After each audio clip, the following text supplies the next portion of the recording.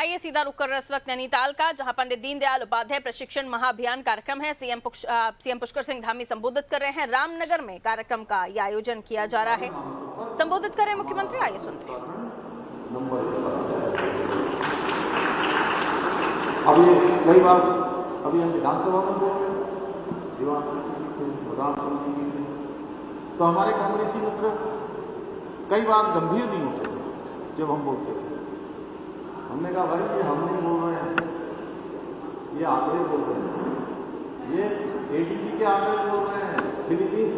Philippines Manila में बनते हैं ये आंकड़े। उसमें कहा जा रहा है कि उत्तराखंड अच्छा काम कर रहा है। हम लोग जो फैसले ले रहे हैं उसकी बूंद आज पूरे देश में सुनाई दे रही है।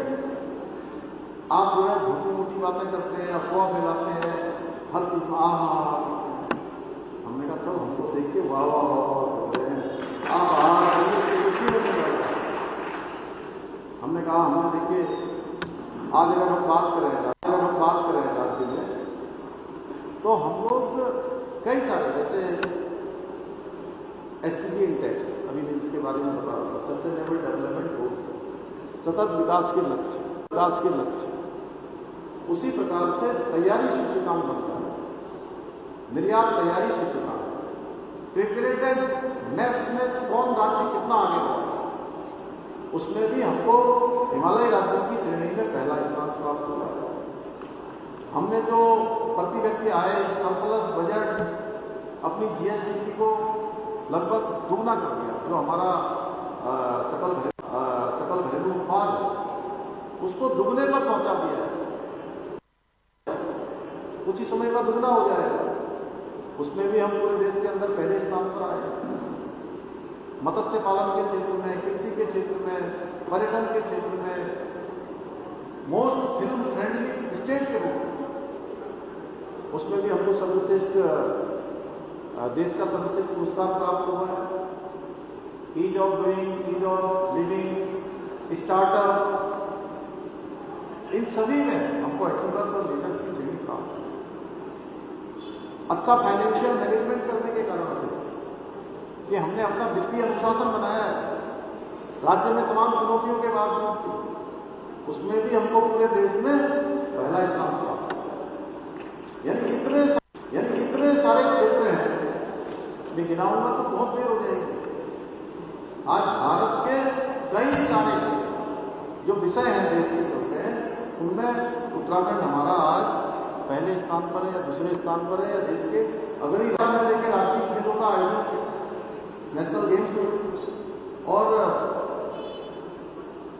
107 पदक जीतकर हमारे प्रदेश के खिलाड़ियों ने पूरे देश के अंदर अपने झंडे गाड़ दिए, एक इतिहास बना दिया। अब देवभूमि खेल भूमि की ओर आगे बढ़ रहे हैं।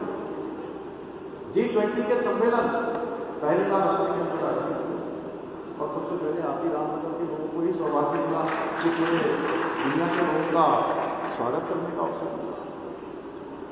पहली बार हमने UCC का कानून पूरे देश में सबसे पहले लागू करने वाला राज्य हमारा राज्य उत्तराखंड है।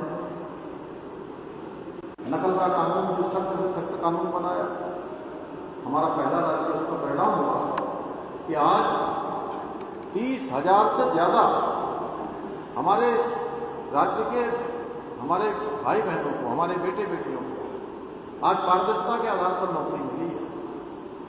पहले के समय में आप सबको पता है कि परीक्षाएं होती थी, एक परीक्षा हुई, पेपर लीक हो गया या कोई नकल हो गई और वो परीक्षा पर कैंसिल करना पड़ता था। हमारे युवा पूरी तरह से परेशान हो गए थे, उनके माता पिता भी परेशान हो गए थे कि योग्यता, प्रतिभा, क्षमता होने के बावजूद भी उनका चयन नहीं हो पाता, चयन का अवसर नहीं मिलता था।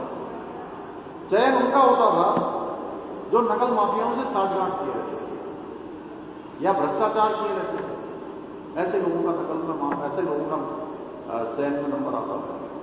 जब से हमने नकल का कानून लागू किया, आज गरीब माता पिता के बेटे और बेटियों को हर पेपर में चयन का अवसर मिल रहा है। जिनका एक स्थान पर भी नंबर चयन में नहीं आ रहा था, अब उन्हीं का 3-3, 4-4 और 5-5 जगह एक साथ उनकी नौकरी लग रही है। ये बदलाव हो गया। भ्रष्टाचार के मामले में आपने देखा हो कांग्रेस के समय में कितना भ्रष्टाचार होता था, कोई शिकायत भी होती थी, कुछ भी होता था तो एक छोटे छोटे कर्मचारियों पर कार्रवाई करके उसको इति से भी कर दिया जाता था।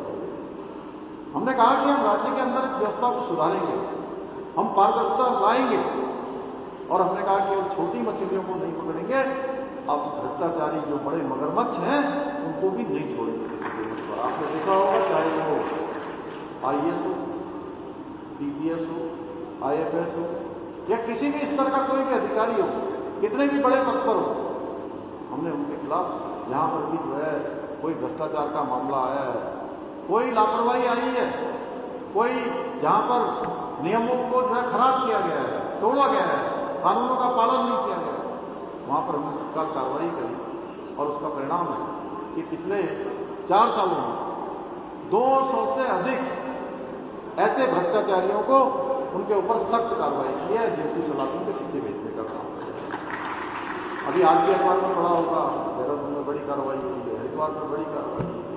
और जहाँ भी शिकायत आ रही है 1064, ये हमने एक टोल फ्री नंबर जारी किया हुआ है, उस टोल फ्री नंबर के माध्यम से जो शिकायतें आती हैं उनका तत्काल समीक्षा की जाती है और उस पर कार्रवाई की जाती है। इतने सारे काम हो गए। देखिए इसी जनपद में आप देखेंगे तो यहाँ